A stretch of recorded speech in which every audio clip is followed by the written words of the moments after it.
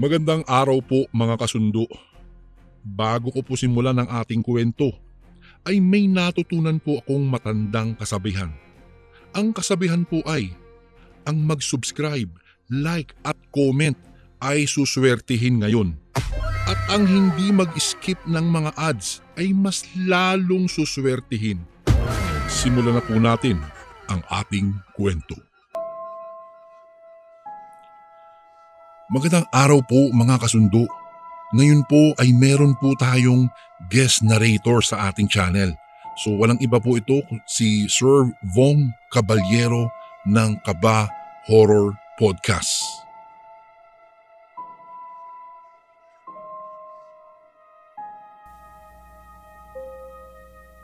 Nang pumalo sa 7:00 ang oras sa rilong pambisig na suot ni Renz, ay mabilis niyang binitbit ang bag at pumara ng tricycle upang magpahatid sa terminal ng jeep. Umuwi siya sa probinsyang kinalakihan dahil nag-aya ang mga kaklase noong high school na magkaroon sila ng reunion. Nakatulog siya ng matagal dahil marami rin ang nainom niya at halos madaling araw na silang natapos sa party. Pagbaba sa tricycle ay mabilis niya nang inabot ang bayad nito. Nakita niya ang maraming tao na naghihintay sa pilahan. "Boss, makakapaghintay ka ba? Ang tagal makabalik ng jeep. Last trip na to kung sakali." Ani ng dispatcher sa kanya.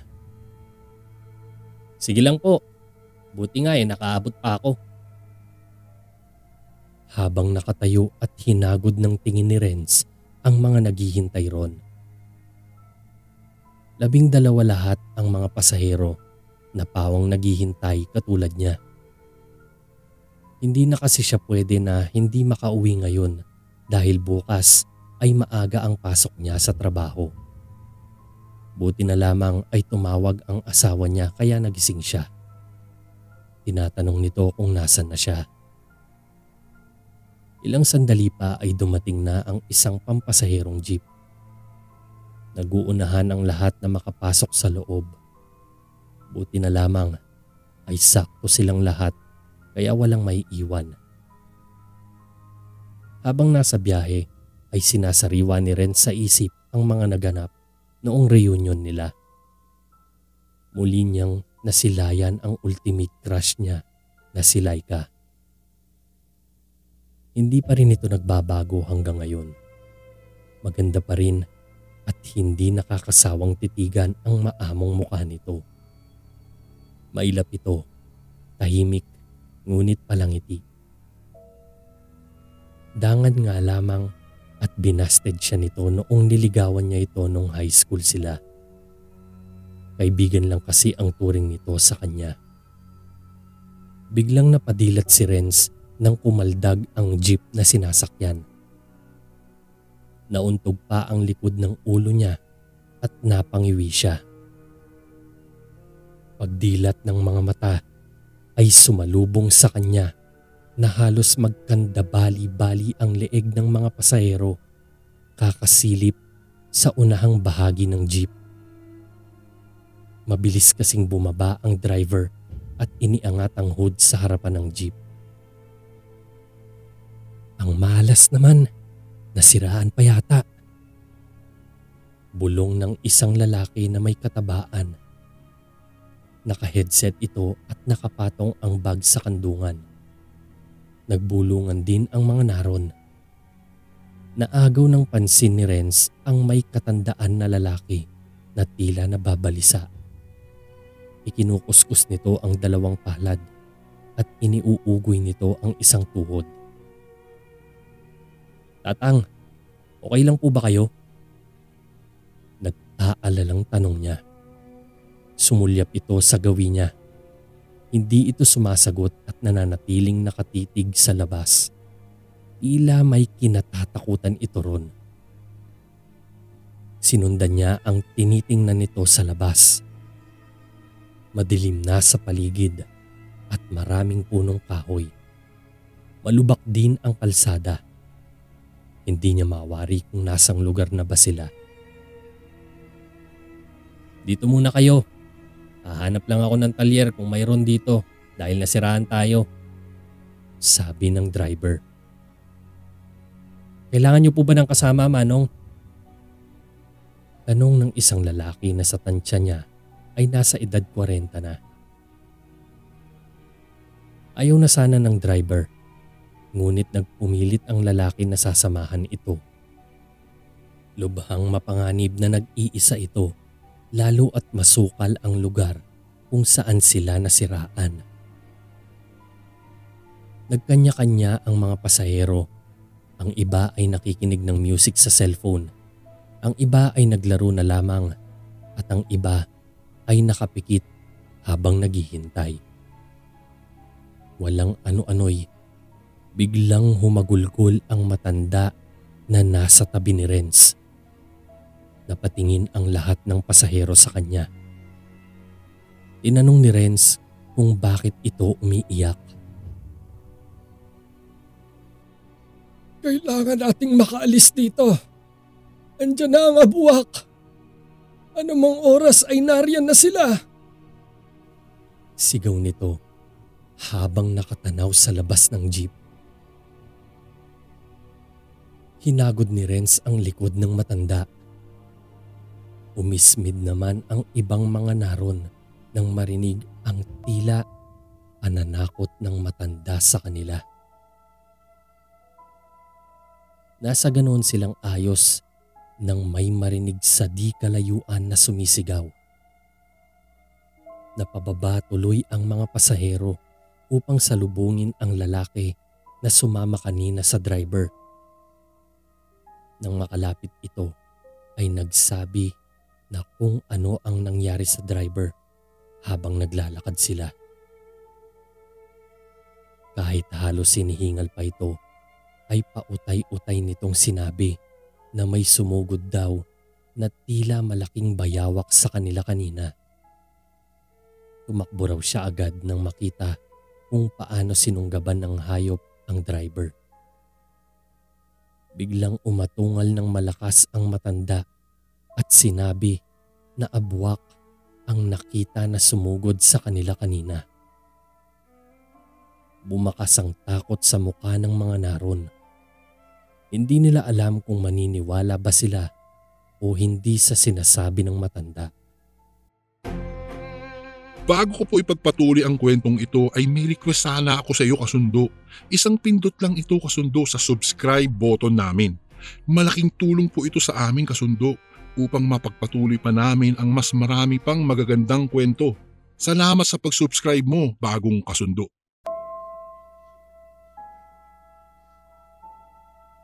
Umalis na tayo rito dahil malamang patay na ang driver. Kinain na ng abwak ang puso nito. Sigaw pa ng matanda. Napalingon sila nang biglang sumigaw ang isang babae. Nakita nila ang malaking bayawak na kagat ang babae sa binti. Panay pa rin ang hiyaw nito. Dahil sa nakita ng mga naron ay nagpulasan sila ng takbo. Natulos sa kinatatayuan si Renz at balak sanang tulungan ang babae. Ngunit napahumindig siya at napaatras nang makita kung paano winakwak ng hayop ang dibdib ng babae. Walang kahirap-hirap kung paano nito kinuha ang puso at ninasab iyon. Tumakbo siya ng mabilis. Bahala na kung saan makarating sa isip niya. Ilang beses siyang muntikan matapilok at masubsob dahil sa bako-bakong kalsada. Bakit ba hindi yun sementado sa isip niya? Hindi rin niya alam kung nasaang bahagi na siya dahil parang iba yata ang daan na tinugpa ng driver. Hindi ito pamilyar sa kanya. Habang nililinga ang paningin sa paligid, habang tumatakbo ay may narinig siyang malakas na sigaw. Kasunod nun ay tila huni ng isang malakas na hayop. Kumabog na naman ang dibdib niya dahil sa matinding takot.